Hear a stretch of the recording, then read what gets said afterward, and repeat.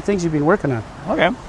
Yeah, so a lot of the stuff we've been working on, especially with the younger kids and the newer students, is really focusing on the pulling hand and when you would use this. Yeah, but versus when you would do this, you know, and people like to debate about what it's for, but the hikite literally means pulling hand, so you should be pulling something. So as I'm starting to teach, I even, like, if we both start at a guard position, I'm teaching the same kind of thing where we're connecting. And for the younger kids, we're just kind of letting them grab, we're letting them pull, we're not really resisting, and then learning to incorporate that into the sparring as we go. And then for the jodan, for the upper block, the application I've been showing them. So what I'm trying to do is build their knowledge by showing them an application for every kihon, and then that way, as they're learning the kata, they can start to decipher the puzzle on their own.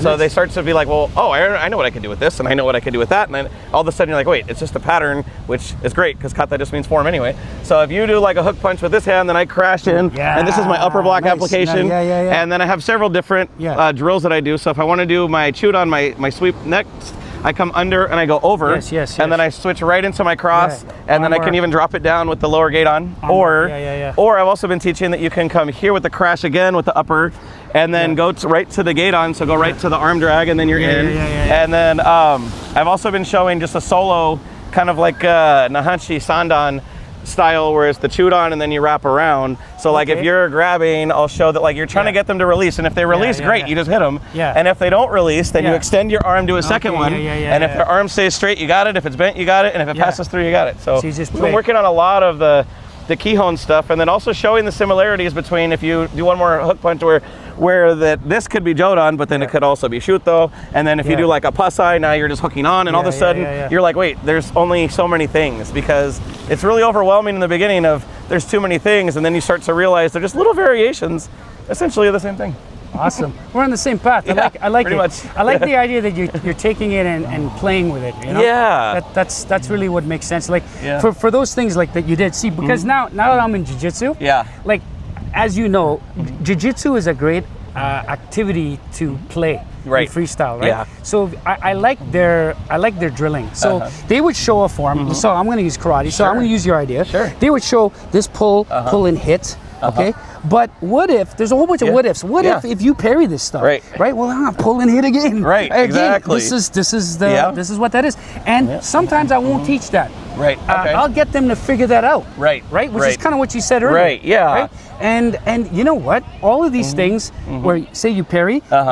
So say you do that, you can pull again and hit again. See, it's the same and all thing. Of a sudden your laps out and you're here. But there it is. So all this is done in different arts. And so sometimes when you go to these guys that do this kind of stuff, it just makes the teaching and learning faster. You know what I mean? So one last point that I've been focusing on is my jiu-jitsu coach, actually, since you mentioned jiu-jitsu, I train as well, and my coach said, oh, I forgot, you train traditional martial arts, so you don't teach critical thinking. And he didn't mean it in a jerk way, which it could have come off that way, but he meant it in a way of that you should also learn to play and figure it out. And so as I'm teaching now, I'll do very structured drills and be like, okay, now play with it and see where you can get from here. And the excitement on the students' faces as they figure it out, and you see the lights come on, and oh, that's what that is? Wait, you can do that? Like, and then that's where the real development comes from. So I'm adding that element into my training. Good for you, man. It's really refreshing to meet instructors like you that's doing all this kind of stuff. And that's why I take trips like this to meet like-minded people, man. So, I mean, I love going trips too and having people come to me. Check out Jeff Myers. What's your address? Myers Martial Arts. Myers Martial Arts. And your curriculum is? We have like a base of Shorin-ryu. Shorin-ryu. Yeah. Excellent. So check it out. I'll put the links in the description, and watch Karate Unity, where we're gonna have footage of this entire day today. So